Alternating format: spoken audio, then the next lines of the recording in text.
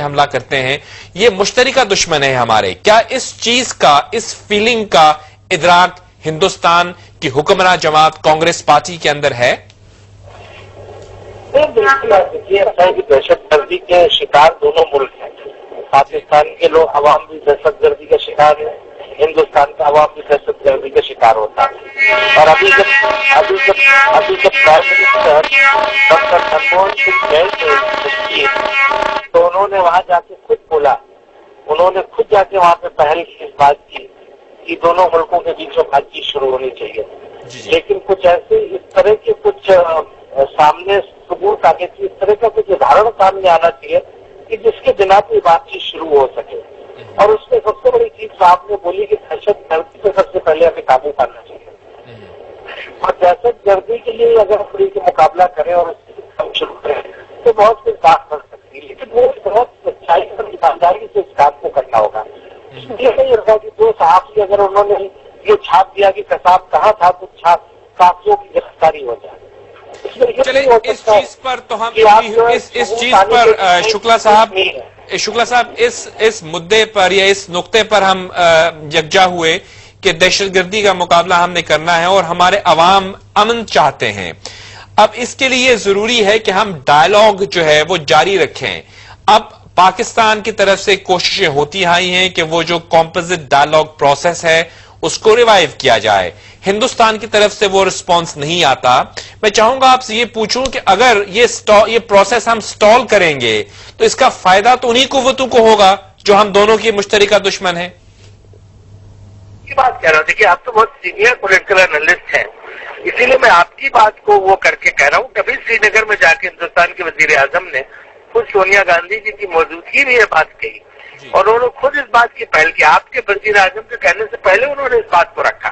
لیکن یہ آپ کو ایک چیز آنی چاہیے، بہت پہلے ڈاکٹر منموہن سنگھ نے بات کی تھی کہ India Pakistan dialogue process is an accident prone journey. اس میں بڑے جلدی حادثے ہونے کے خطرے رہتے ہیں.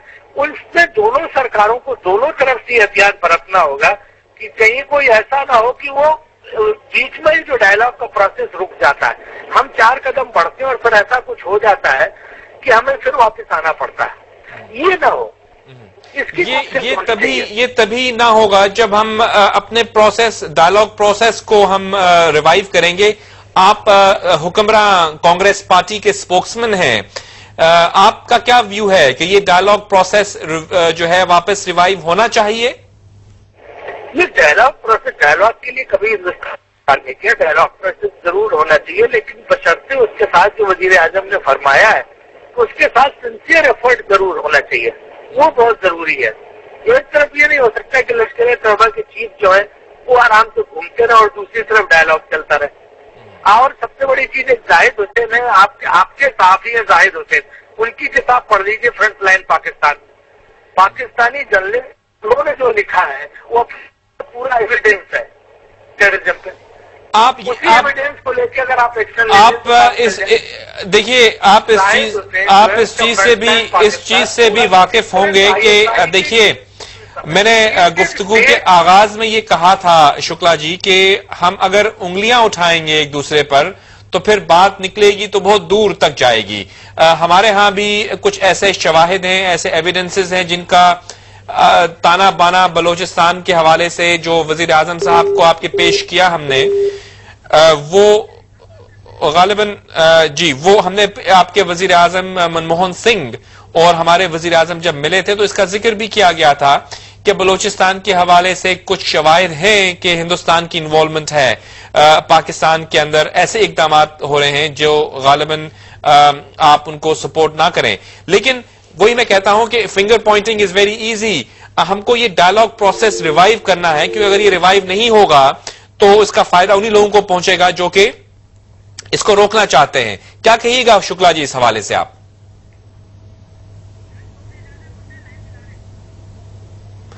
ہمارا رابطہ غالباً منقطع ہو گیا ہے راجیو شکلا صاحب سے، جو کہ آپ کو میں بتاتا چلوں کہ حکمراں کانگریس پارٹی کے ریپرزینٹیٹو ہیں اور سپوکسمین ہیں، ممبر. شکلا صاحب، ہم اگر اس طرح سے انگلی اٹھائیں گے ایک دوسرے پر تو وہ کہتے ہیں کہ بات نکلے گی تو پھر بہت دور تک جائے گی. کچھ ایسے شواہد آپ یقیناً جانتے ہوں گے کہ پاکستان کے پاس بھی موجود ہیں جس سے جن کے تانے بانے ہندوستان سے ملتے ہیں، جو ڈسٹربنسز یہاں پہ ہو رہی ہیں، سو ہم اس پر بات نہیں کرتے کہ ہم چاہتے ہیں کہ ہم معاملات کو واپس استوار کریں. تو آپ کیا سمجھتے ہیں، ایک سیاسی رہنما ہیں آپ، اسپوکس مین ہیں حکمراں کانگریس پارٹی کے، کہ ایک سیاسی طور پر ان معاملات کا حل کیسے تلاش کیا جا سکتا ہے؟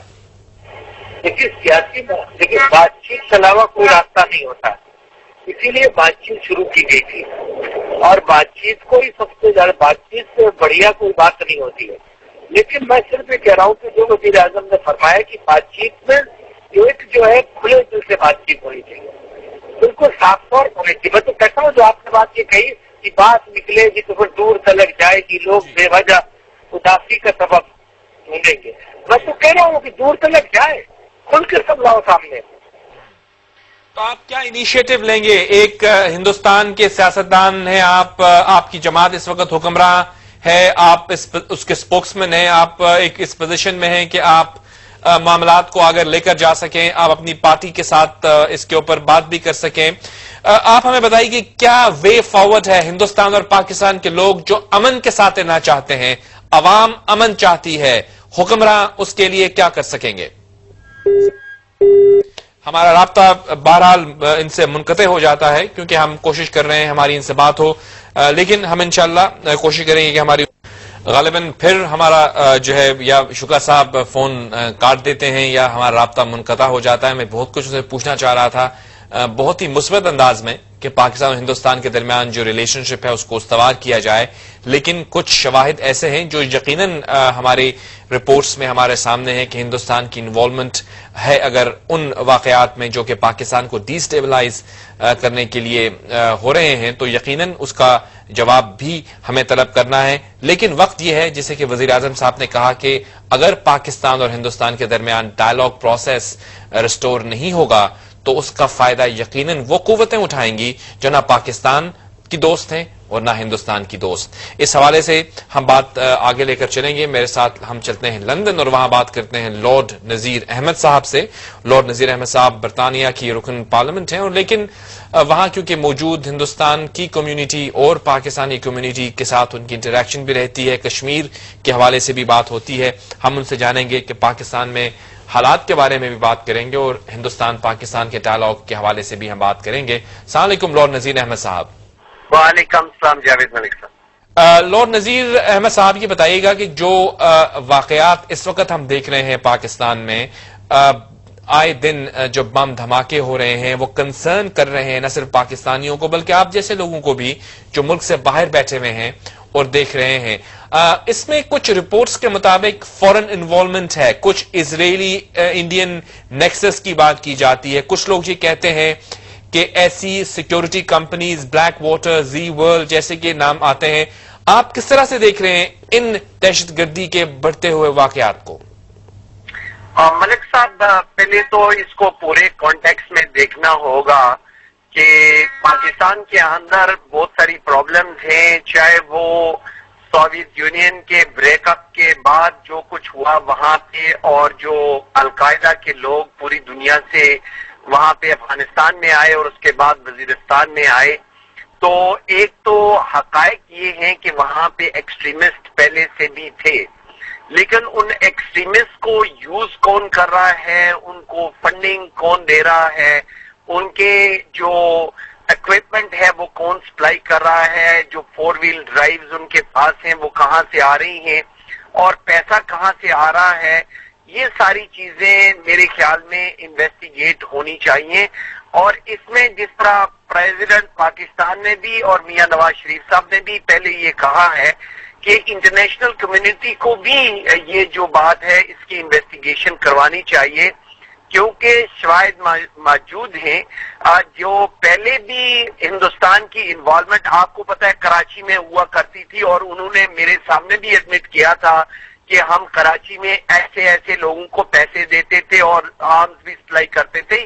یہ ارلی 90s کی بات ہے. آپ کے سامنے کس نے ایڈمٹ کیا تھا؟ یہ وہاں پہ جو بڑے بڑے نام ہیں ان کو وہ فنڈنگ بھی دیتے ہیں، ان کی ٹریننگ بھی کرواتے ہیں افغانستان کے اندر بیٹھ کے، اور ان کی